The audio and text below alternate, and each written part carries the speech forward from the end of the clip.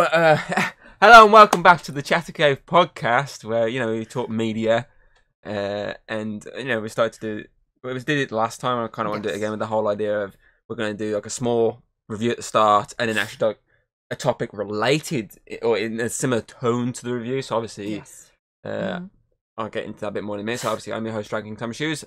I'm joined by the lovely Hayden aka Lickler, who's half asleep and just rolled in from work. But yeah, so last week we covered The Last of Us Series 1. We did what I was hoping for a 5-minute review turned into a 20-minute review. But as I said, we could have gone for hours and hours with that. And you never know, we might go back to it down the line and do like a spoiler-filled, actual proper dissecting fully. But we then followed that up with Alex with us, who'd been sat there the entire time trying to gather the information of what we was telling him and being like, gay romance, you say? And then, as I say, once we'd done the review, we went into a discussion about video game adaptations, our favourite, our least favourite, ones we dubbed underrated, and stuff along that line. Obviously, there's stuff we did miss, and I was annoyed afterwards. I was like, shit, I missed the idea of we could have spoke about ones that haven't been announced, but we'd want to have an adaptation of. Yes. I forgot to acknowledge that. I remembered afterwards, messaged Alex and being like, shit, missed opportunity, fuck it. Shit happens with sometimes you forget stuff in the heat of the moment, and when you're into an hour 20 it's like, geez, this has been going on the longest it's been in a long time for the podcast. So it's the problem when you do too much cocaine. It is true. Yes. Usually it helps, but this time it brain cells died. The good thing though, this time I didn't go on a rampage, so that's the good thing. That's true. Last time when Alex took cocaine, Jesus Christ. I had a whole movie about it. But yeah, so obviously that was different. And so when we do these podcasts, most of the time now it's just reviews because it's just easier, and especially if we can't think of a topic, it's a lot easier just to do a movie review or a TV review. And obviously some other things here. Obviously I did a quiz review before, which was technically a quiz I did with Connor, and just wanted to see if you could beat him, which you did. Well done. And obviously when we first started it, the reboot of this podcast, it was more the idea of the discussion was the most part, and the review was a very minor part, which is mainly for me. But obviously we kind of swapped it last time. It was both of us, then the discussion. So we did the review first, then the discussion. So obviously you can check out that one. Well, be at the end of the video or just go into the playlist, simple as. But yes, so today we've got the review, and we've got a topic very similar to the review. So the review we're going to cover today is a new movie that came out, last month. And it was one that I remember them announcing, I can't remember when it was ages ago they announced it. And then I forgot about it completely until they dropped a poster for it, and then out of nowhere the trailer, and I was like, shit, I forgot this movie was even happening. And as I say, we watched it and had a blast with it because it was actually hilarious. And that movie we're talking about here is Cocaine Bear, the 2023 movie, which is loosely based on a true story about a bear that ingested cocaine and had a heart attack from it. But of course, Hollywood were like, what we're going to do with that? We can have that concept, bear ingests cocaine. I mean, the heart attack part of it, that's going to not sell very well. You know what? Let's have the bear go on a rampage. And they do. They pretty much...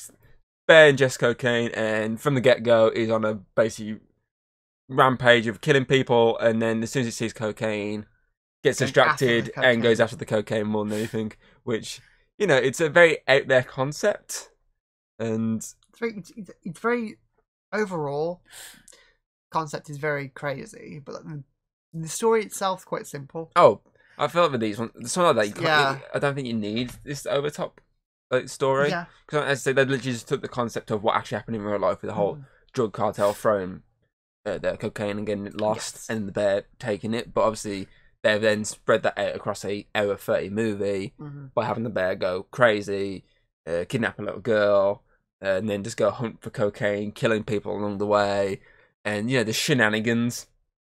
And it's not just that bear as well.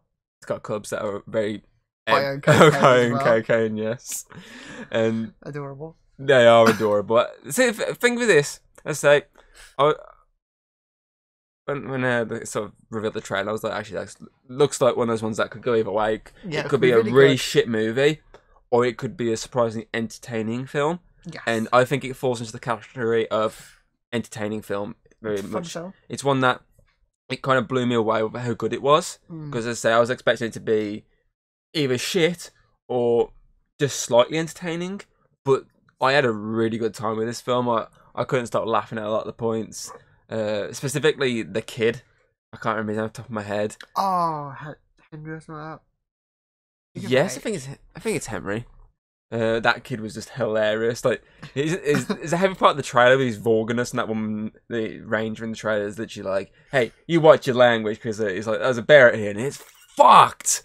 Hey, watch your language." And obviously that's in the film as well. But there's a lot more of him saying stuff like that throughout. Yeah, definitely. Like the whole sequence, him trying to ask a question of basically if someone ingests cocaine, basically what they become addicted to it, i.e. for the fact that he he kind of tried to eat someone and spat it out, and he keeps obviously talking about trying to allude that to this, obviously his friend's mom is trying to allude that the fact that they ingested it, but he's like, it's more of like he was worried for himself, but didn't want to actually say, "I've took cocaine." We took cocaine. He basically tried to subtly get his way around it, but it's very obvious that she can tell that he's only about himself and his daughter, and obviously her daughter. And it's very obvious that she gets it straight away. And she's like, "Oh, Mama, baby, very angry." He's like, okay, but like he's like the best human character in this film. Like he's so fucking hilarious in it. Obviously, the bear's probably the best character because the bear, it's off its fucking tits on cocaine. It's off its tits. I mean, it's got some multiple titties. The one instantly, because they did the good thing with it. They did the right thing with this by having it a mama bear. Because obviously, yes, the cocaine's making it go crazy, but it's still a mama bear, which means it's the more aggressive bear in general because of its cubs. And the cubs obviously are high on cocaine. She knows the cubs also need cocaine. That's the reason for her to like go out and grab it. Yeah, because obviously if that did it as a male one, obviously there's no reason for it to be cubs because where's the mom? Yeah. But as I say, with being a female one, it makes sense because obviously that's why they always say mama bear. They don't ever really refer to a daddy bear. It's always a mama bear because they're the more aggressive. Yes, they're the more protective. The young. So obviously from the get go, they do show the fact that it's female by having, it's multiple layers of boobies. And I say it is the best character in this film.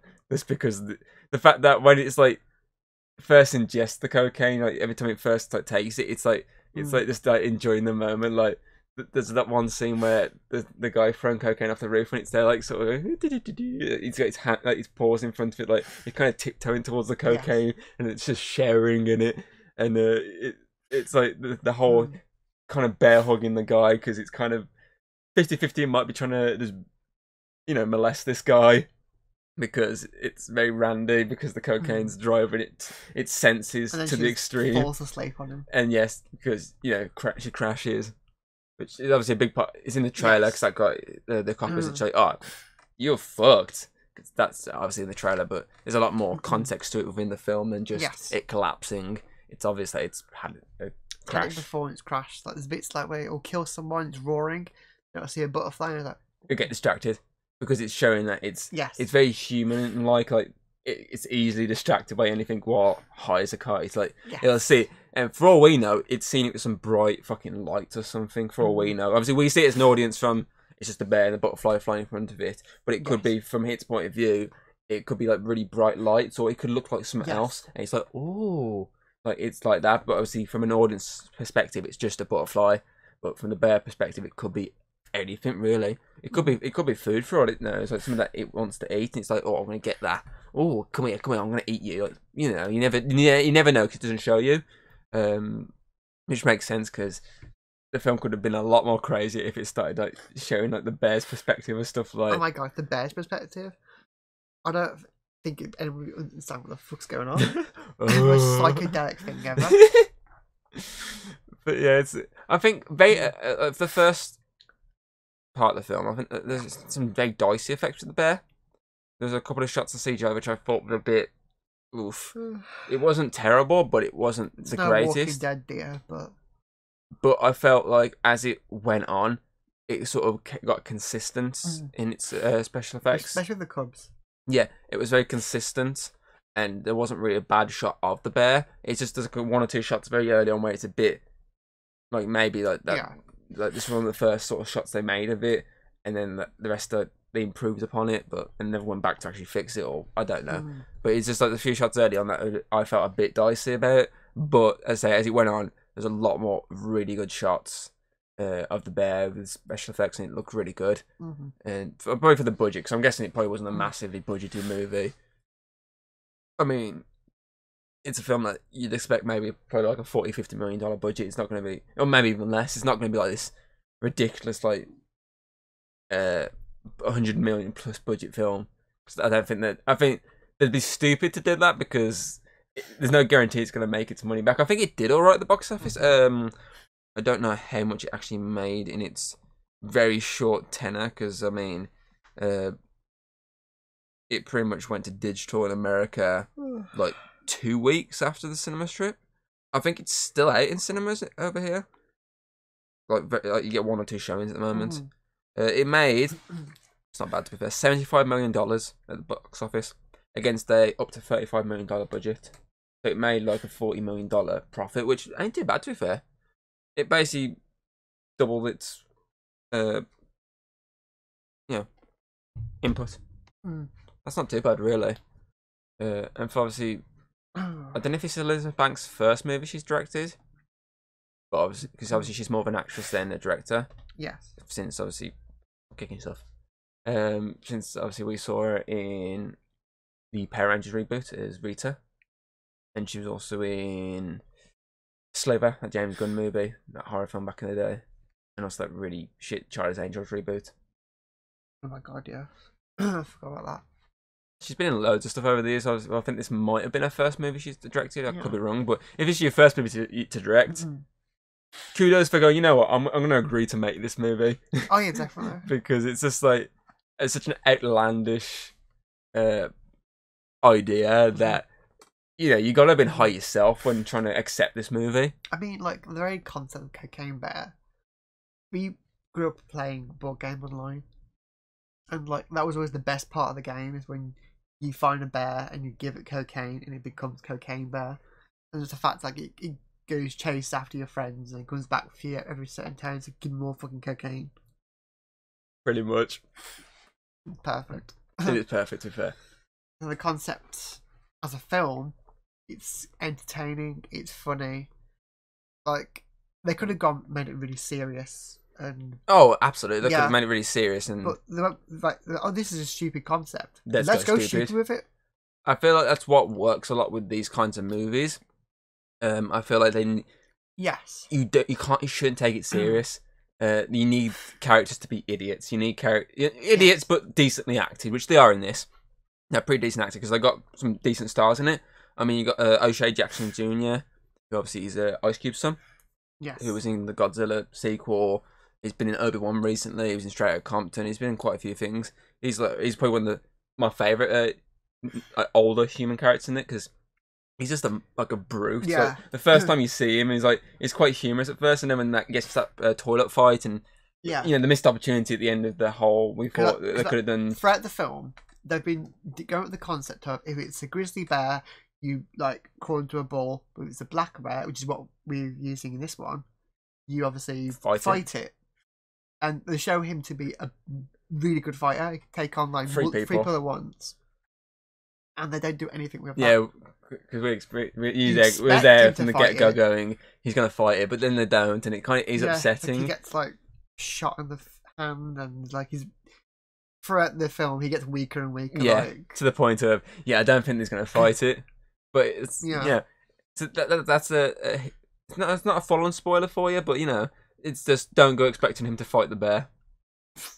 It's crazy, but to be fair, it's not to that extent crazy. It takes a more subtle approach in its finale. Because obviously I feel like the fighting the bear would have been a push too much. Probably. So it's kind of a good idea probably that they didn't do that. Or they're going to do the whole thing of like, having a fight and get slaughtered straight away. They could have. Or they're both really high on cocaine and everyone's watching, and the fight's not actually happening. Like, in their mind, it's like this massive, like really big, like For fucking that like brawl. like God of War fucking Kratos versus Thor fucking fight going on. But in reality, they both just stood there and go, Both on the floor.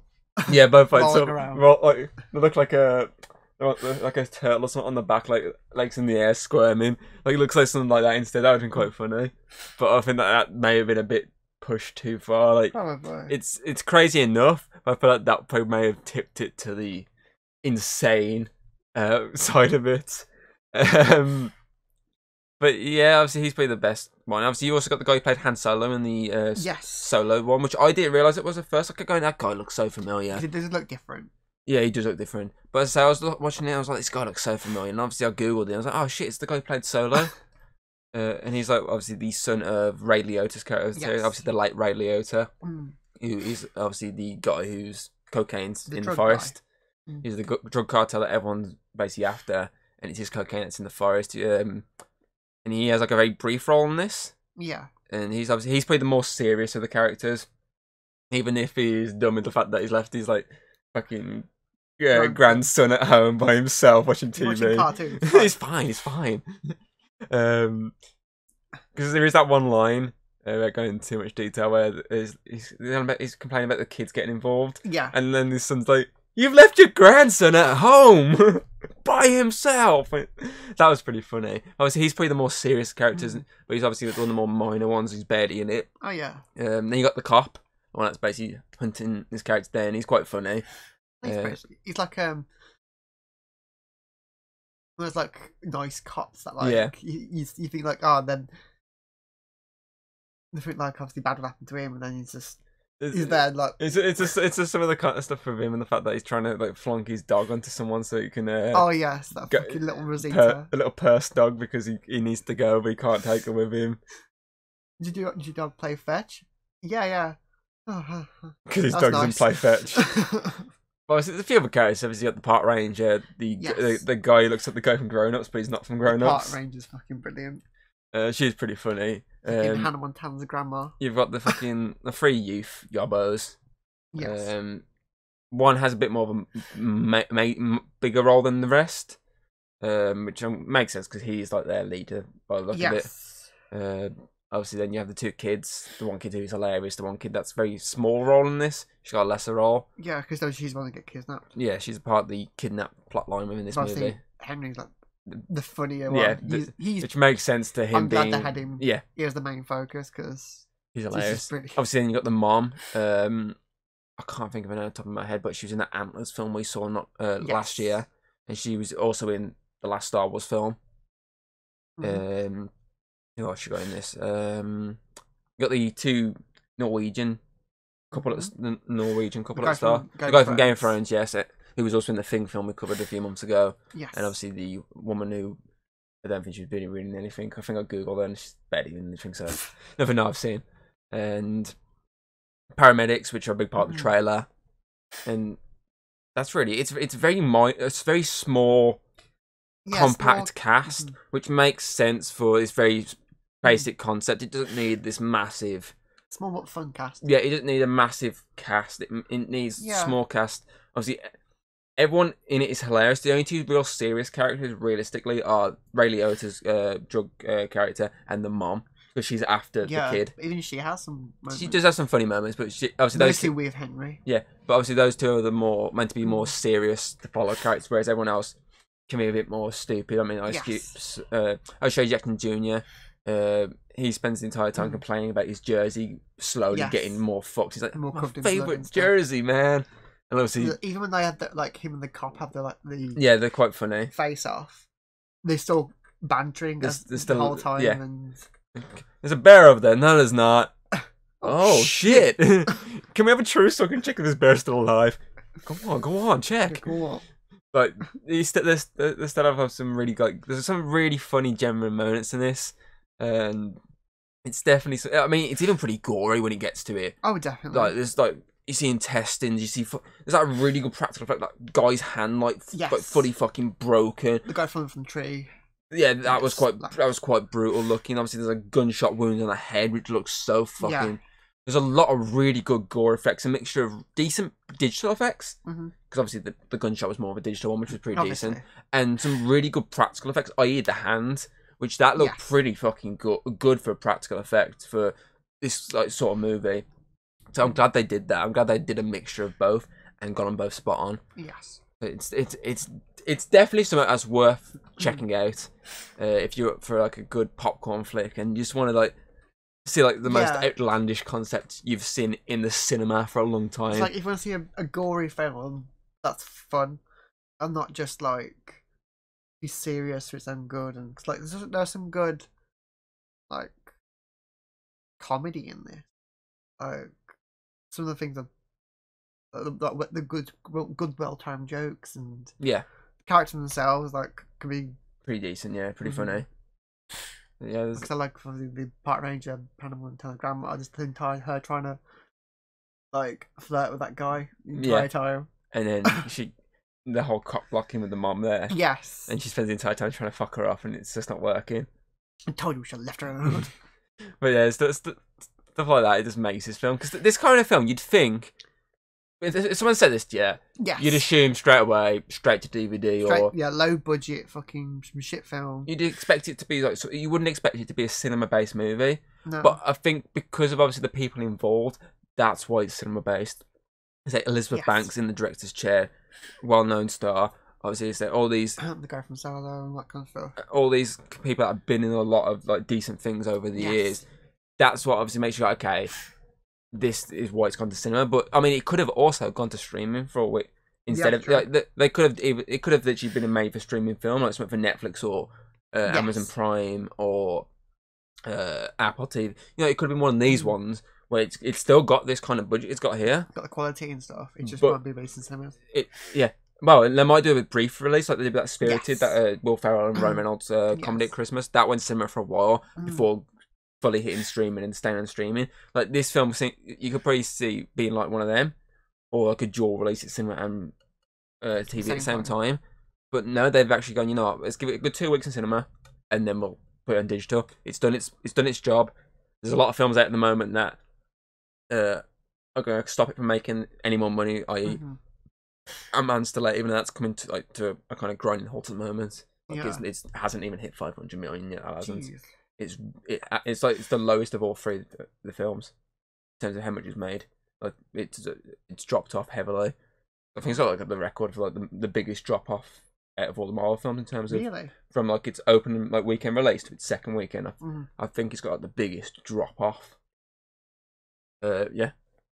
No kidding. Obviously you've got Creed 3 out, which has done really well. I think that's like hit 200 million or almost 200 million or 300 million at the box office, which is really good for what the film is. I still need to watch that. Obviously, though it's not done very good at the box office, you got that 45 out, that Adam Driver dinosaur film. Some people might want to watch that. Scream 6 has come out. John Wick's literally around the corner. It's out by the time this goes out. I'm trying to think of anything else. I think that's it, really. But there's a lot of films out that are going to kind of damper any more money on it. It's so it makes more sense. Okay, we've made our money back. Don't think we're going to make any more. Streaming. People pay to rent it, because then that's going to add up the money that you're probably not going to make any more in the cinema. Because I mean, I believe in America. I think because I know over here a lot of like when they finally put them on rentals, when it's in cinema still, it's about 20 quid to rent. Which, to be fair, if you think about it, you're looking at a tenner a ticket anyway. So true. It can't. You say 20 quid or 19.99 pounds or bring 3 friends round. You know, or like $20 or something like that. If you say it like that, you'd be like, oh, it's quite expensive for a rental. But you say, if you think about it, if you bring people around, split the price between you, or like 4 people, 5 quid each, or $5 each if you're American. Simple as that, really. Like that makes it cheaper. So obviously, it kind of does work out better and a lot cheaper for you. But obviously, it's still giving them the £20 or $20 on top of what they've already got, and then that mounts up. If more people keep doing it, mounts up. You got a couple of grand there, maybe even more, and obviously. That brings the popularity, because then it gets the reaction on streaming. Like how they look at, like, say, like the Netflix chart or something like that. they'll look at it and be like, oh, it's like the #1 rented. I don't think it is. This is just me just talking bullshit here. Like, it's like the #1 rented movie in America right now. Like something like. I've got to watch that. Yeah, people be like, oh shit, I need to watch that then. Rent more money on top of that. It's money they probably wouldn't really make keeping it in cinema. So it makes sense to what they did. They gave it its run. They did it with Megan. They gave it its run, made it its money. Wasn't really looking like it's going to make any more in cinema. It's surprising because Megan's a masterpiece. Streaming. I prefer Cocaine Bear, but you know. But I am really high right now. Well, I'm a psychotic killing robot. You don't know though. Maybe that's the sequels. Maybe that's what Megan 2 is going to be. Megan versus Cocaine Bear. I think that is a missed opportunity for this movie, though. Not having it end on the bear having a heart attack. Yeah. Missed opportunity. And have the second one be the Cubs take over. It would have been hilarious. Like the last shot of the movie, like it's about to square off to someone, roars at him, and it goes, "Ooh!" Like Yogi Bear style. Yeah. Like, I think it's because the Cubs, though. It would have like been what the fuck happened to the Cubs then? Because if the mom dies, the Cubs are probably gonna die as well. Maybe there's another one out there somewhere, also high on cocaine. I don't know, but I still think it's a missed opportunity by not following the real life story and having to have a heart attack. But yeah, it's definitely one of those out there concepts that you'd think the same as like a B movie that's going to DVD or streaming or whatnot, or you'd find it on TV on the Sci-Fi Channel, but it's not. It's a straight to cinema movie that if you haven't seen it, go check it out. Definitely. And if you do, put it in the comments below what you think of it, because it is something that caught me by surprise how much I actually enjoyed it. Because as I wanted to go into it, at most I was hoping for maybe like a 7 out of 10. Like it's entertaining, but honestly, I want to give it more than that because I had a blast with this movie, and it's definitely one of the most fun I've had with like a dumb concept like this. And walked out going, that was actually surprisingly really good. Special effects are good. Everything about it is pretty good. Imagine if fucking like something like Sharknado had this kind of budget behind it. Like how good it would probably look. Like and actually have people who don't write shit. Basically, a better writer. If basically everyone behind it. Yeah. Better writer, better actors, better directors, better plot, better everything. I mean the plot basic anyway, so you can't really say better plot. I mean, still, it's a basic concept, but we'll get into that more in the second part of this video. But yeah, what do I give this? Ooh, I'm gonna give it an 8.8 out of 10. Okay. I really enjoyed this movie. I didn't think I'd enjoy it as much as I did. I thought I'd literally say I thought maybe a 7. Like I'd find it entertaining, but I was surprised how good it was. Obviously, I'm not gonna get any more than that because, as you say, it's a basic plot. There's not much to it there. There's a few digital effects early on which I didn't really like, and there's a couple of missed opportunities with this movie where they could have like gone to the next level of it, but they didn't. So that does hamper it down. But I feel like an 8.8 is surprising a really good score for something like this. I would give it the amount of points I got ounces of cocaine. 9 ounces. 9. You go more than me. Yeah. Fucking hell. Because it was enjoyable. I hate all these stupid animal ones, but this one's actually fun, and I actually liked it, and it was entertained by it. It deserves the points if I actually like it. Also, it's not another fucking shark film. True, but we did also cover crocodile films within that true story They're arc. still we the did. same thing. They're still the same thing to me. Shark film, croc films, are the exact same thing. Yeah, one come on land, too one many. can't. Watch too many. Fair enough. I can't believe you've gone higher than me. Oh. You must be higher than me. I am, yeah. Can you give me your supplier? Because I want to be higher. No, he's dead. I want to be higher now. I feel left out. Well, okay. Surprised that we didn't get Alex for this. It's the perfect one to get him on. Bear.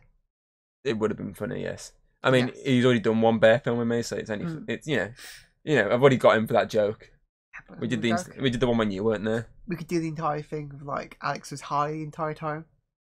Put fucking some Sherbet. Yeah, Kalo, sherbet Kalo yeah. underneath his nose. Bit of talcum powder. Fucking make sure he hasn't slept all night, so he's got really like bloodshot eyes and something like. Perfect. Like he's just fucking sat there like. Just have him like. Okay, Alex. Go down Yeah, with it. yeah. Sniff noise. Avoid. Come back up with some more. Avoid. Oh, heart attack. You're on there, Alex. You got a bit of white powder. Yeah, I've been baking cakes. Why are you sniffing it? I like smelling flowers. That's not the kind of flower, Alex. Okay, so well, those two scores give Cocaine Bear the Chatter Cave overall rating of 8.9 out of 10. And I applaud it because you wouldn't have. I mean, I'm surprised that critics actually enjoyed this as much as they did. I mean, it's got like a 67 or 68 or something like percent for critics on Rotten Tomatoes, and it's like 72 for audience. So I'm surprised like how much critics really surprisingly were like, this is actually not a bad film. Because critics usually hate everything, especially like a concept like this. You'd assume that critics would be straight on the back of it. Like, yeah, definitely. Oh no, this is shit. But they surprisingly were very positive with it. Yeah, I think they probably watched the film, and like most critics don't watch the films and pretend they have. I mean, like concept. Look, we only started. That was only before we did the old one. Yeah, you mean the whole month of horror when you basically blatantly told me at the end, like, oh, I watched like a recap of all these movies rather than sitting through the entire movies. Well, and yet you. Boring. So that month you were a real critic. Anything to get it accurate, Okay. MVP. The bear. The bear. Definitely. Yeah. She deserves it. Agreed. She's crazy. She spends the entire time like just being mesmerized by cocaine and hunting for the bag of cocaine. I've never thought in my life I'd see a movie where a bear spends the entire time trying to find a duffel bag full of cocaine. You can, like, usually with these ones, you're not rooting for the animal, are you? No, you're rooting for people. I think near the end, you start rooting for the bear. I'm rooting for the bear to find its cocaine. Yeah. I want her to find her coke. Her and her cubs sniffing the cocaine, dealing with the drug dealer. I want her to find the coke. Runner up. Gotta be Henry, yeah. It was fucking hilarious. It was. The bit like he was like screaming in the fucking tree, and then the woman was like, "Calm down, little girl." And it's really at first he's like really confused. Like he carries on talking. He's like, "Wait, what?" What? Yeah, definitely Henry's definitely the best human character in this, which is weird for a kid character because usually kids I find them hit or miss. I think some films you can have a really good kid. I think like the one who works with Ryan Reynolds a lot now. Oh, the one who's doing the Percy Jackson series. Yes, he's quite a good for a kid actor. Like that's what I mean, like ones like that are rare that you get pretty decent. But then there's like a lot of other films out there where you watch it and there's a kid actor in it and he's like, oh, that kid's so annoying. I could let the bear eat that kid. But this is one where you're like, I want that kid to survive. It's so fucking hilarious, and he's such a decent comedic actor, and he deserves another film out there when he gets to be this funny. Okay, favorite moment. I was debating with this. I had two. One was the cub like rubbing its nose because it's very clear that it's like been snorting cocaine. But I'm gonna give it to a sequence that's in the trailer, which is the ambulance sequence where the bear's chasing after the ambulance. Yeah, obviously you've seen something like this in many films. The bear, someone's attacking them and they're fighting back. But it's not just that; it's the music choice over the top of it. The song "I Just Can't Get Enough" playing over the top of it. For the fact that as I'm listening to it, I was actually going, "Oh, funny," because he can't get enough cocaine. He wants that cocaine. That's why it's after him, because he knows they got red duffel bags, possibly got cocaine in those bags. And obviously it leads to quite a gory sequence with some decent practical and decent digital effects. But it's just the song choice of "I Just Can't Get," especially when he it hits the probably "I Just Can't Get," and as the bear like, jumps into it, that is just fucking hilarious to watch. I'd debate it between the scene near the end where the bear's attacking the drug dealer. Quite like it's the mix, like quite dark, but it's the like when he's like trying to escape and he's being strangled by his own bag. He's trying to get he's being strangled by his own drug bag. It's kind of ironic. Or the bear's obviously trying to rip into him. The cubs are trying to get the bag as well. And the cubs are trying to join in as well because they have no idea what's going on really. But it's the lead up to it as well, though. I like how obviously you got the show up between the mum and her kids and the drug dealer, and obviously it's the time when the other two it's you know what I mean. It's quite a good ending for them. It's a stand-up between a mother and a Yeah. one kid and not a kid. Like essentially the exact same situation with the bear. So Yes. these drug dealers are kind of stuck in the middle of two situations. A mother trying to protect her kids. One's maybe trying to protect the kids and get the some coke, drugs. while the other's just trying to protect the kids. I mean, she could also be trying to get the drugs. Without Well, you never knowing. know. It's never stated. Perhaps she's working with the bear. Might be. Oh, but yeah, I mean, I like a lot, especially the shot where he's literally being strangled. He's trying to get the bag. He's like, "Fuck shit, get off!" Oh, it's like R.I.P. Ray Liotta. And you obviously want him to go. You know that scene He's been an arsehole. Some of the stuff he he's a dick says. to the bears as well. Like, oh, shoot the bears, like the cubs. Like even like the gangster guys are like, I'm shooting the fucking kid. It's a kid. It's a, you know what I mean? Just with one of them being a dad. It's yeah. You changed your mind there. You're going straight for that one. Yeah. Because you had two in mind. You just explained the one and never I explained the can't other. remember what the other one was now. That's what you get for snorting cocaine before recordings. I've got to try and stay awake somehow. Um. Mix it into the energy. Okay. Well, that pretty much sums up Cocaine Bear.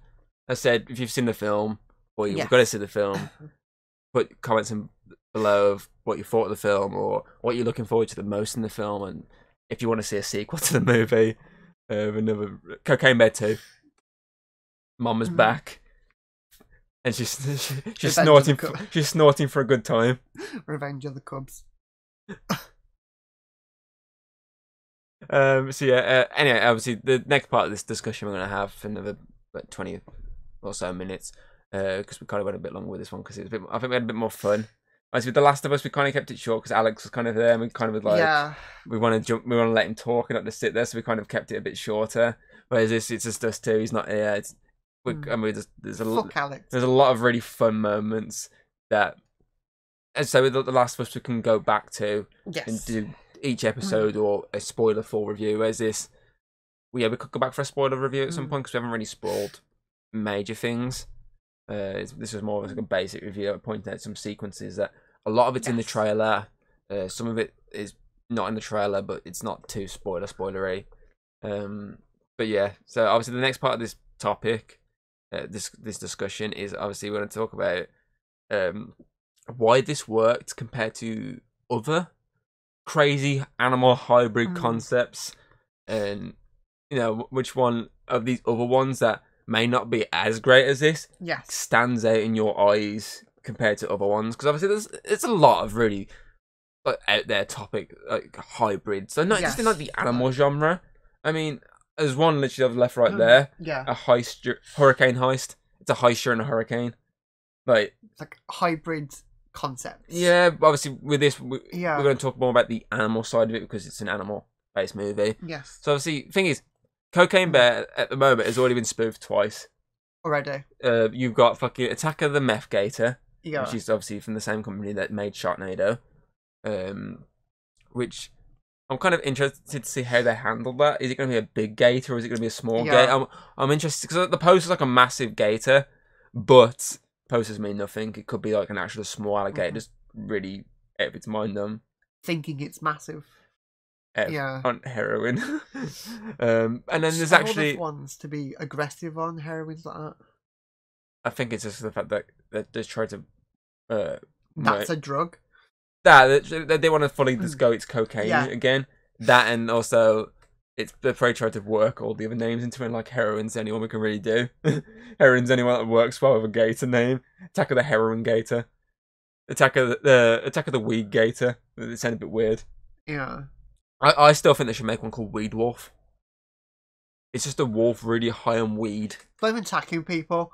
It's just like the entire time, just got the sunglasses on. He's fucking munching on Doritos. I still think that I spent ages before trying to think of it when this first got announced. I spent ages trying to think of all these stupid ass names. Yeah. And the only one I could think of was Weed Wolf. You said heron, but then you because you got it wrong. You thought it was a heroin in Kung Fu Panda, but that's a crane. But yeah, obviously Weed Wolf was the one I came up with mentally, which is quite funny. But yeah, obviously, there's also the other spoof that's coming out, which I saw a trailer for. And it looks so fucking awful. Like, production value is ridiculously bad. It looks like something we could make for like a $5. It's called Cocaine Shark, which they've loosely used the true story of that thing. I remember seeing it before. Yes. Instagram's someone posting it's like, oh, if they want to do a sequel to this film, it should be Cocaine Shark because there's an actual concept of in New Zealand where some drug cartel, something basically, or like the fucking Coast Guard found loads of cocaine in the water. So obviously the joke was then, oh, maybe if a shark ingested it, it could be a cocaine shark, which would make a good sequel to this. But obviously someone's already jumped to the gun at making it. Yes. And I saw the trailer and it looked so bad. Like, I'm not even going to watch it. Like, you know me, I love these stupid films. You do. And I usually jump at the gun just to see what one's like. But that one, I looked at it and was like, I ain't watching that. That is so fucking awful looking. I'm not going anywhere near it with a 10-foot pole. I've got an idea for one. What? Breaking Bat. There's one bats that run crystal meth. That is a really good one. Fuck, why didn't I think of that one? My god, that's a really good one, that is. I'm really upset that I didn't come up with that. I just came up with Weed Wolf instead. This guy's a little bat of the water white. He's got a little beard like Walter White. There's a little tiny hat on him as well. It's one that's like fucking Jesse and... Oh my god, that's a really good one. Damn it, I'm kicking myself for not thinking of that. Breaking Bat, that's really good. Don't steal our ideas. Or if you do, make it into a big blockbuster movie like this, where it actually looks good and not like some low budget shit like Cocaine Shark. But yeah, so I do find it funny that it's already been spoofed twice. Right. One straight up terrible looking movie and one which is probably going to be terrible, but at the moment we don't know because they probably, when they got released the Owen Beckinger film called Cocaine Bear, they're probably like, what if we do exactly the same thing? Yeah, that's of an animal. That's basically what most studios do. Like these low budget ones, like especially these style, which are the ones that are doing the Attack of the Mech Gator. That's what they do. They basically spoof real films. Like, so for example, you got Pacific Rim. They made Atlantic Rim, which was shit. Obviously, they did a Lord of the Rings one before. It was like The Hobbit came out, and they did like a Lord of the Rings one. And they had like The Hobbit within the name, and obviously the studio sued them, was like no, and they had to change the name to something else. I'm trying to think of one of the other ones they've done. There was Jungle Cruise. Yes. I think they had one come out that was called Jungle Run. And not to be confused with the old TV kids show Jungle Run. But yeah, there was one that was like a bunch of people went like to find some treasure, and there was like some weird like monster at the end. It was like so bad. Like I was interested in the concept because like I didn't know the monster at the end. It was like all this like different animals attacking. I was like, that sounds quite cool. And then like, it's like some like ancient monster gets released, and I was just like, what the fuck is this movie? It's so bad. It's like you've always got these kind of films where it's like there's a group of people versus this monster, like the whole like fucking like scouts versus zombies, like the Weedverse films. Yes, that's the thing. I say that's why I'm the big one for basically spoofing as many as I can. I say that there's not even just like horror movies like this. Is there one that's like a rip off of Walking Dead? Walking Deceased. That's more like a scary movie type one. Is it? That's actually surprisingly not that bad. It's actually pretty funny. It's the guy from Scary Movie, the Dewey one. Oh, the one Doofy. Yes. He's like the Rick. Oh. And it surprisingly, it looks bad, but especially watch the trailer. You watch the trailer, like, oh, she's shit. But it's surprisingly a funny film. It's like such a dumb movie. It's not as good as Scary Movie, but it's better than some of the Scary Movie sequels, basically. And some of these other spoof ones, like the Epic Movies and shit like that. Yes. It's definitely something worth checking out. I'll show you at some point. It's quite funny. He's the best part of it. But yeah, like they're the ones that I said. It's not just horror movies they spoof. They spoof a lot of movies. I said the action one in terms of Pacific Rim. Yes. I said Pacific, not Specific Rim. That's the new spoof movie. Specific Rim. It's about someone's specific rim. Someone specifically going for the rim. And that was an ass joke. Yes. Obviously, Danny Dyer's rim. But obviously, there's like Fast and Furious. Yeah. I can't remember what their spoof one was for that. I think Room, it's like room cars. I can't remember. I can't remember. It was like a really dumb, like it was like okay, it makes sense why they call it that. I can't remember. Disney's Cars. I can't remember. They've spoofed some Disney like animated ones before. Yeah. So they're a big one for spoofing like anything really, and that's why they're like obviously I think with them obviously the Sharknado, which obviously is a hybrid with sharks and a tornado. Like, I think that is what natural disaster and animal film mixed together. I think that's what kind of made that studio a bit more than anything was. Yeah, at this point they'd done loads up to this point. Yes, but that's the one that kind of got them a bit more notice because obviously it was on the Sci-Fi Channel. Like it was actually a big movie, and it's one of those ones that it's so bad. It's a bit like The Room. It's so bad, but you can have a decent time with it. Yeah. I mean, we've seen I've seen all 6 Sharknadoes. I'm not gonna deny I haven't seen all 6. Yeah. Franchise definitely went downhill from number 4 onwards. It went a bit too far. Too crazy. I mean, you've seen up to 4. Mm-hmm. You've seen 1 to 4, and I mean, you can see the fact that number 4 itself, like, it takes it to what the fuck is going on? Like, the end of number 3 goes extreme with the whole. We're in space. Yeah. We got lightsaber chainsaws, but. You saw in number 4 like how far that even went, like how far it went so much further than the other ones. Like, the first 2 are actually quite kind of like tame. If you think of like, the rest of the franchise, still stupid. Yeah, they're still stupid, no sense, but they're actually a bit more tame. It's literally just it's tornado, still just a Sharknado hitting a city. Obviously, the first one being California, wasn't it? I think so. Second one being New York. New York. It was New York, wasn't it? Because it's Big Apple. Yeah, I'm trying to remember the first one might be San Francisco. I thought it was California. That's a state. It's been a while since I watched the first one. Yeah. California coast. I don't know. It's been a while. It's been a while since I watched that film. I'm too tired. You're always too tired. How American cities work. It was something. It was something. It was a city. It was yes, it was a city, and obviously the third one was Florida. Yeah. Because it was pretty much the whole state sort of Florida, like, because it was fucking universal, wasn't it? Oh yeah, true. Then the fourth one was like, wait, where was the fourth one? Fourth one was somewhere. I can't remember what the fourth one was set. That's how shit that one was compared to. That's how shit that one was. I can't remember where it was set. Oh god. I know the fifth one went like worldwide. It's literally about them going to different countries. Mm-hmm. And dealing with basically sharks in different countries. And then the last one was time travel. Of course. Like Wild West, dinosaurs. Because that was their excuse. Having a Megalodon was literally went to the dinosaur era. And a T-Rex roared at them and Megalodon ate a T-Rex. But I mean, as I said, the first 2 are very tame. Yes, I say it's over the top concept, but they're very tame. And then obviously the third one kind of starts to go a bit insane. I say especially the lightsaber chainsaws. Specifically the ending. I think up to that point it was pretty tame part. Obviously the non-tame part was the fact that there was like a weapon that could destroy the Sharknado. It was like, because the first ones they proved that the only way to defeat it was blowing them up from the inside. Like, you need to make a lot of heat, so the mates he threw bombs in it. Whereas the third one is like, there's an actual weapon you can shoot up at it, which kind of disintegrates it. So that was kind of over the top compared to the throwing an explosive in there. Yeah.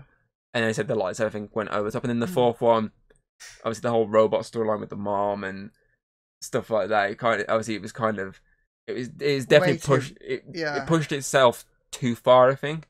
And they said in the fifth one, they keep on pushing. They pushed it again by having it like the Sharknado was actually happening worldwide. And then the fifth one, the fact that it went back in time. Like, the only good thing with that was the fact that they got to go back to the first one. You actually saw the boat scene again from the first one with the captain at the start, when at the very beginning. They actually add to that scene. So that's the only good thing with that movie. But it pushed it to its limits. Like, it was pushed beyond its limit, I should say. Whereas they say the first 2 are pretty stupid films, but they are pretty entertainingly bad. Like, you can have a good laugh, which we did. I mean, during Barstool guy. During the first COVID pandemic, when we did a lot of movie nights online, obviously we did a lot of topics. So obviously, like, we each got like a different night. So we got we chose a specific topic, and then obviously everyone got to pipe in with their own movie for that topic. So I remember being like an action movie night, comedy, kids movie, and shark one. And my one was shark movie one, which is the first night. And obviously everyone got to pick one. I think someone picked Sharknado. I can't remember which one of you it was. Might have been James. Might have been. I remember I chose the Go. Mega Shark Mega versus Crocosaurus, which again is another Yes. crazy I did concept. Werewolf. You did the Sharktopus versus Werewolf. Yes. And then there was Alex Ghost did Shark. Ghost Shark thing. Maybe Alex the Ghost Shark, and then the Sharknado one was just a random extra one.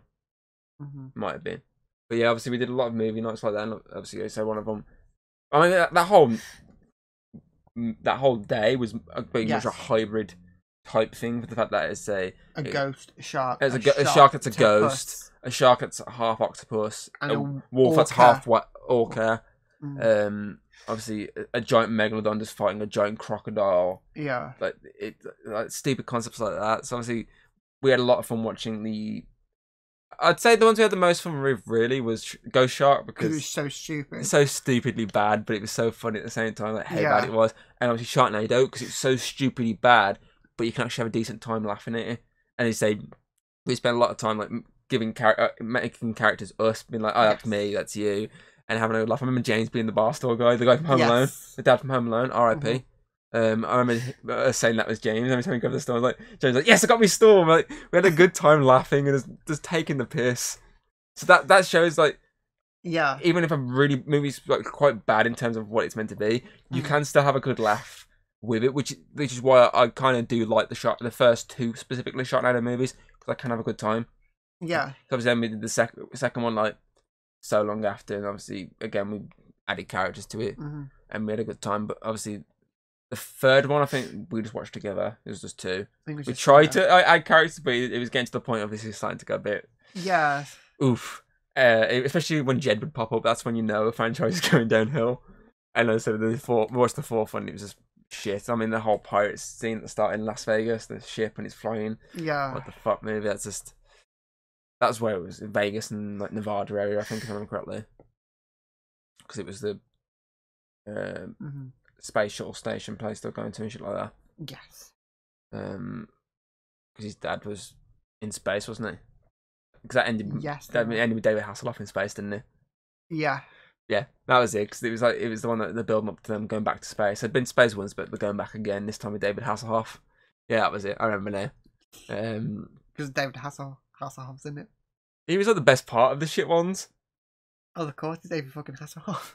I mean, he's like the best part of fucking Anaconda 3. Yeah. Anaconda 3 is awful, but they bring David Hasselhoff into it as like he's trying to be like an actual badass, like a badass hunter, and he's actually like of all the people to choose to be a badass hunter, it's got David Hasselhoff. I mean, he's the best part of Piranha 3 Double D, is playing himself, who's also obviously referencing Baywatch a lot as Mick. Especially when he does the whole fucking running scene. He's the running scene fucking in that film, and he's trying to rescue that ginger kid. Because he spends the entire time of that movie sat on like a fucking the lifeguard seats. Not one about. Yes, I know. He spends a lot of time sitting on one of them. He's not really paying attention to anyone. He's literally there as a special celebrity guest. He doesn't really give a shit. It's David Hasselhoff. He doesn't give a shit. He keeps signing stuff. This ginger kid comes over. He's like, "Oh, I need like a plaster." And he's like, "Oh, do you want to sign this?" And this kid's like, "Oh, my name's David." And he's like, "Hey, I'm David too." He's like being really nice to him. And at the end, like, everyone's like screaming, like, because everyone's dying by piranhas. And the little kid's in the water, and he's had to go at him already. He's like, because he's already eaten. He's like, "You shouldn't be in the water." He's like, "You little ginger bastard." And he's sitting there. And he's like, "David, help!" And he's like, he hears his name. He just jumps off. Fucking gets his lifeguard thing and starts fucking David Hasselhoff running, fucking knocking everyone out the way just to save his kid. Jumps in the water and comes out the water with the kid in his arm and yeah. He's like, what the fuck? And at the end he's got like a fucking trident and he fucking like spears it like an advert. It's like he keeps making his own music jingles as well. He's got loads of women in his bed and it's just like David Hasselhoff. He's like generally the best part of that really shit sequel. It's just that whole sequence from like not rescuing anyone else, but because the kid shouts his name, and he's also David is like, I need to save this little ginger kid, who ended up dying at the end of the movie. Yeah, you usually find with a lot of these like hybrid films, like some kind of big monster film. There's always some really big. There's usually at least one well-known star. Like the first Piranha one, obviously fucking Doc Brown. He's in the second one as well. Is it? He's in both. Yeah, he's in both. But yeah, you usually find at least like one well-known star. Yes. Even like these like low budget, like fucking straight to DVD ones. There's at least someone who's been big at some point. Like Pranaconda. That's what I'm coming to my mind right now, which I pointed you literally before recording. I was putting the thumbnail together and shit like that. Obviously, which is the hybrid between an anaconda and a piranha. Yes. That one stars Michael Madsen, who was in like Reservoir Dogs, Hateful Eight. Been in a few Quentin Tarantino movies over the years. So he's a well-known face in a lot of old Hollywood movies. So it had him in it. Let's say Piranha 3D, Double D, sorry, had David Hasselhoff. Piranha 3D had well, it had a big cast anyway. Really, that did. Can't really just say it had like a well-known star. It had like a lot of well-known stars that film did. Trying to think of another one. Sharknado has a lot of guest stars. Yes. I mean, the main characters like in that old TV show back in the day. What was that TV show? It wasn't 90210, was it? Or something stupid. Like one of those really crappy American like teen sort of soap type ones. I know he was in one of them. The guy who plays Finn in Sharknado. Obviously, Tara Reid is in American Pie. Yes. The dad from Home Alone was in the first one. Like, it's a few well-known stars. And the second one added like that's when they started adding a few more cameos from other people. Like Kurt Angle, obviously professional wrestler. Yes. And there's a couple of other people here and there. And then, as I say, after that's when they're like, okay, this is how we're gonna make our fucking people watch it. Yeah. Cameo after cameo. The third one, so many cameos. Third one had like Frankie Muniz. Yes. Chris Jericho, who we saw live last year, which was great. Jedward, because why the fuck not? Isn't like Katie Price at one point? I think so, yes, because I know Louis Spence is in the fifth one. He's like a fucking government. He's like a government agent. Like he's there to escort them to where they need to go. Yeah, honest to God. Fucking Louis. See, I hate 4 onwards, but I kind of want to show you number 5 just for Louis Spence. That whole scene with him in. He just like runs off at one point. You never see him again. Like he's with them, like helping them, and then just disappears and like he's gone from the film. It's like where's Louis Spence gone? But obviously the first like couple as well, Sharknado, and I think most of them do. They have a lot of the American like daytime breakfast talk hosts on it, like the Good Morning America type people. They have them on like them down because they get involved a lot of times killing stuff. You also have a fucking what's her name? Sharon Osbourne's daughter. Fuck Kelly. Kelly Osbourne. She's in the second one, wasn't she? On the plane. Yes. Obviously, you also have like people like I can't think of like there's pretty much every film after number 2 has a professional wrestler in them. 2 has Kurt Angle, 3 has Chris Jericho, 4 has Seth Rollins, 5 has John Morrison. I don't remember if 6 had anyone, but most of them have like at least one professional wrestler. There's usually some singer in it. I mean, fucking Tony Hawk's in number 5, if I remember correctly. He's skateboarding on top of the opera house in Sydney. He's like skateboarding on top of the opera house, trying to like because the guys try and do something, and they're using that as like a point of like power. Yes. And I think if I'm correct, something goes wrong, so he has to skateboard on top to make it go right. And there's just Tony Hawk skateboarding on top of it. There's also I think it's in number 5. But there's a singer, I can't think of his name. And I remember being stuck on the front of a bus, and he's still singing while the bus is like ramming down the road and attached like because they accidentally run him over. But he gets stuck to the bus, and he's just there fucking jamming along. But there's a lot of really like that's what makes a lot of these movies. It's like someone wants to watch it for this well-known star popping up in it. Even if the film is dog shit, that's where people recognise someone. They'll go, "Oh shit, I've seen that guy in something before. Let's watch this movie." It's like what a lot of spoof or hybrid movies tend to do. Yes, they tend to utilise a well-known star, even if they're not very big right now. Someone who at some point has been big, and you may have seen them in a movie and gone, yes, yeah, it's. I know who that is. They say Michael Madsen, Eric Roberts has been in a few.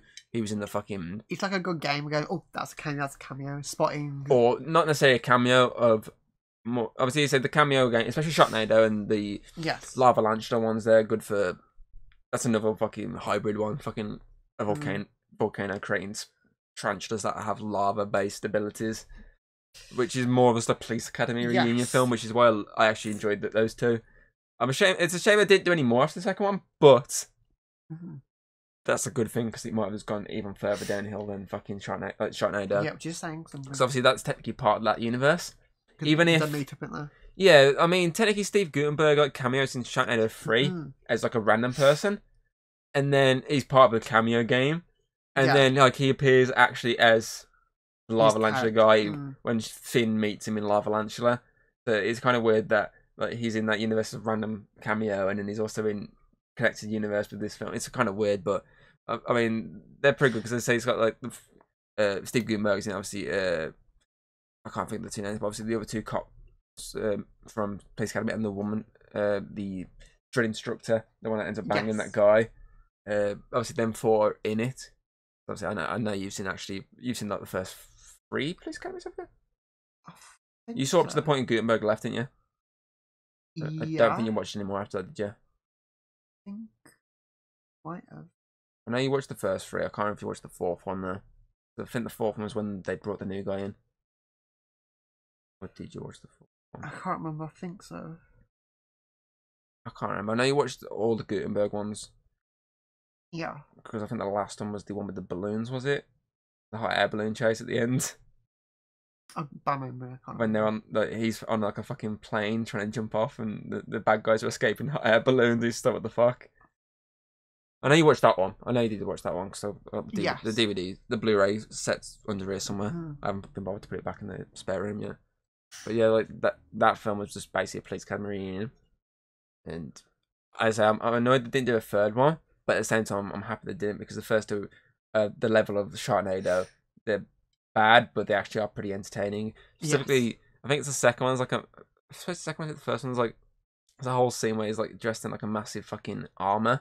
He's meant to be a superhero from like a movie, and he ends up fighting the giant queen Lavalantula with a jetpack and everything, of shooting at you. Because he's meant to be an actor. He's an actor who's played this character, like an Iron Man type character in a movie, and they've kept the suit. Right. So they give him the suit, and he actually has to use it during the final battle. I think that was the second one. Too Lava, Too Lantula. Because it's a Fast and Furious joke. Too Fast, Too Furious. Sounds fucking crazy. It was pretty crazy.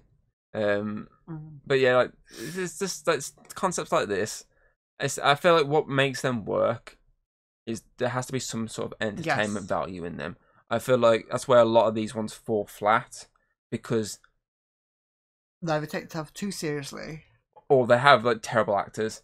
Like I know a lot of these have. Like I said, I know the Sharknado ones. They aren't the best actors, but they're not the worst actors out there. But then you look at say the Anaconda versus Lake Placid movie, which isn't like a hybrid movie. It's more like just a crossover movie. I mean, at one point it becomes a hybrid. It does at the end. They get a snake. They merge them into one species and never go anywhere with that. But I mean, that film... like, more reverses than that. Yeah, than that. But what I'm getting at here is it's full of really bad acting. Like it's like really... bad writing, bad acting. And bad visuals. It's like Sharknado's got bad writing, but at least the actors can kind of make that work. And it is kind of funny, specifically when you got the cameo characters, like the well-known stars, like the Home Alone dad with the bar store. Like with them, it's more that, like, it's over. Like it's more of the over the top acting, which makes it funny. Yeah. Whereas if it's taken seriously but the acting's still shit. So I think if you look at the Lake Placid Anaconda one, I think it's like they overdo it too much. Like they're trying not necessarily to be serious, but they're trying to be too funny, and it's just not coming off across funny. Like the sororities fucking storyline that like they're trying, specifically that blonde. Actually, they're trying so much that it's just like I'm not finding this funny whatsoever. It's like it's too overdone. Whereas you say like with fucking Sharknado, the bar store. Like he's just grabbed a bar stool and he's like trying to use it to fight off sharks. It's quite funny. It's decently funny. And then obviously he has his big moment of actually saving like that a dog or a kid or something. I can't remember. It's been a while. He saves like something, doesn't he? And then gets killed. And they're like, no. And we were all like, no, James, no. And even James was like, no.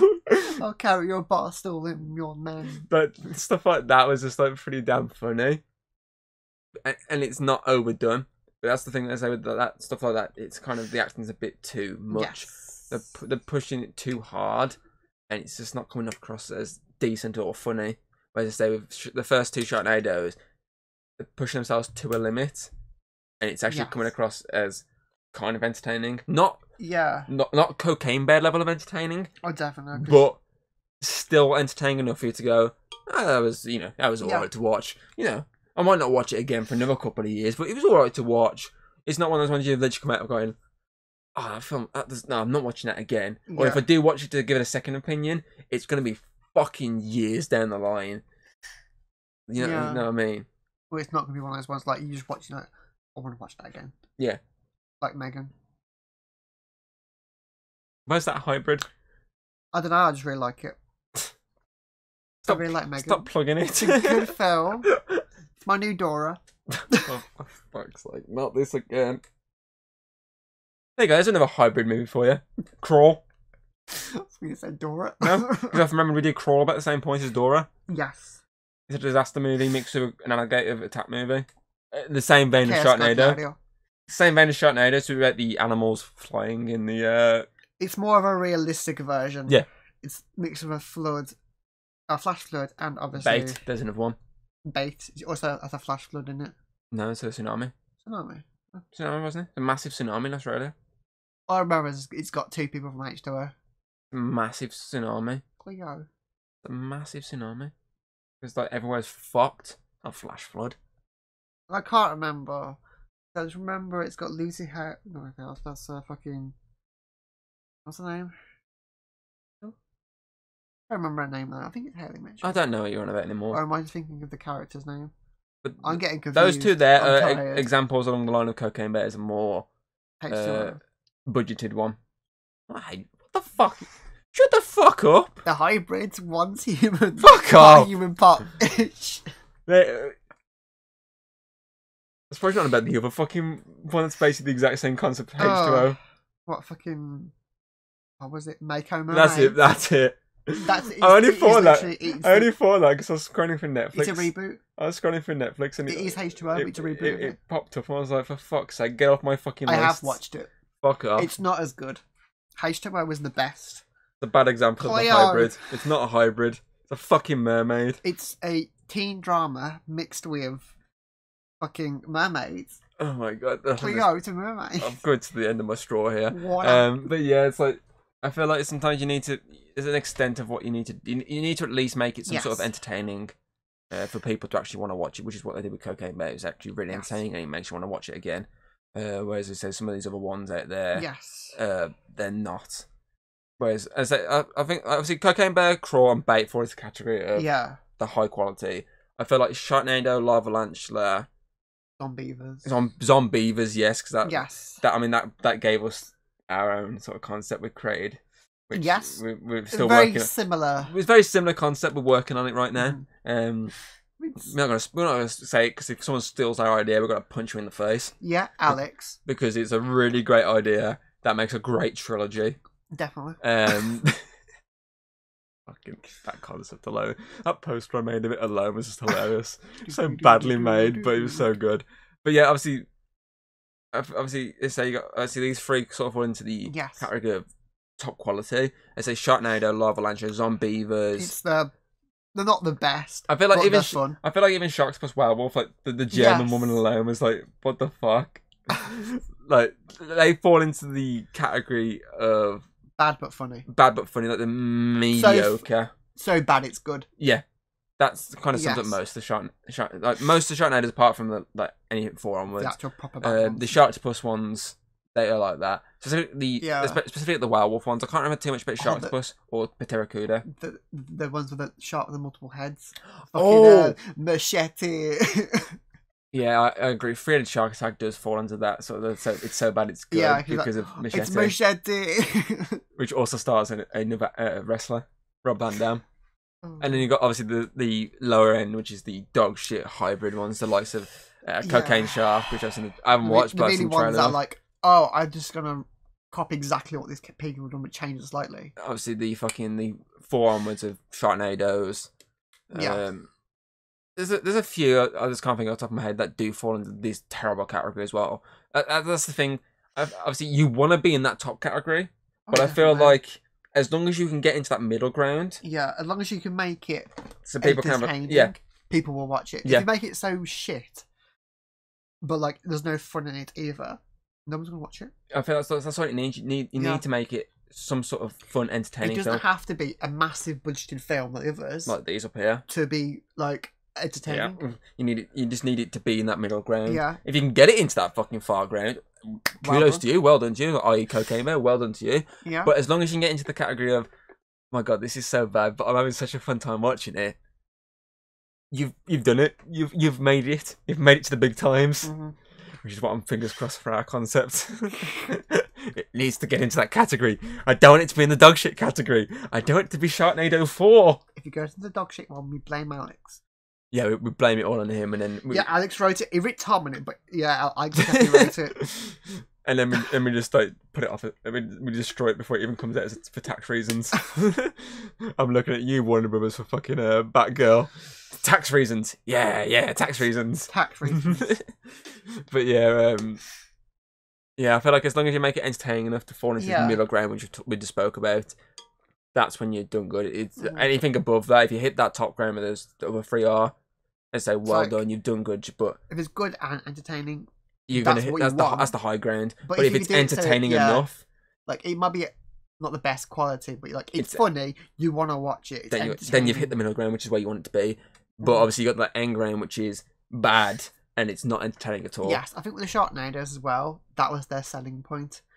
It's like these like bad films, but they're fun to watch, and that's probably why they kept trying to make it push the limit of let's go extreme. But eventually they pushed it too far. Yeah, agreed. Agreed. But yeah, obviously in the comments below, put animal hybrid movies that you love or hate. Yeah. Did you also like Megan? Stop talking about fucking Megan. Anyway, it's M. Freegan. It's a 3, not an E. It's M. Freegan. You still call Megan though. The title film may not be though. It's an M. It's a Freegan and it's a gun. M. Freegan. It's a mouthful, I know, but still. But yeah, obviously put in the comments below. Obviously your favourite animal hybrid movies, your least favourite animal hybrid movies, and like an animal hybrid movie you can think of which would be quite funny. Obviously we came up with Weed Wolf and Breaking Bat. If you can come up with something humorous like that, put it in the comments below and actually put like a description of what the concept is, because obviously you go the concept of what Breaking Bat is. It's just Breaking Bad, but a bat enjoying its life on fucking swarm of bats basically just cooking up meth. Do you want to see Alex be the reboot of Cocaine Bear? He plays the bear. It's just Alex in a bear suit the entire time. That is already a concept we've come up with. Just about the cocaine. Don't about the cocaine, because the cocaine's all on me. But yeah, that's it. Obviously, you can check out the podcast on Spotify, iTunes, Amazon Music. You know, usual podcast platforms. You can check out the actual video here on YouTube. Obviously, do check out last week's one where we obviously spoke about video games, and we had the same sort of discussion here. We gave this an extra 30 minutes of us talking about Cocaine Bear, but we had a 20-minute review, and then we had the rest of the time, the rest of the hour, talking about just video game adaptations and having a good laugh, which we did. So obviously check that out. Obviously, on top of it, we also have covered some movies we have spoke about in this, i.e. Crawl. We've covered that, so you can check that out. Bait. We did that. You can check that out. That was on the old podcast and the old format. The old format. And I think that's all the ones we've pretty much covered, because we haven't done the Sharknadoes. We haven't done any of those ones. Yeah, that pretty much sums it up. So yeah, obviously you can check out very similar ones to this that we've done. So yeah, that is that. Obviously do like and subscribe, and you know, just have a good day. Obviously this has been the Chat OK podcast, and we shall see you next time. Bye.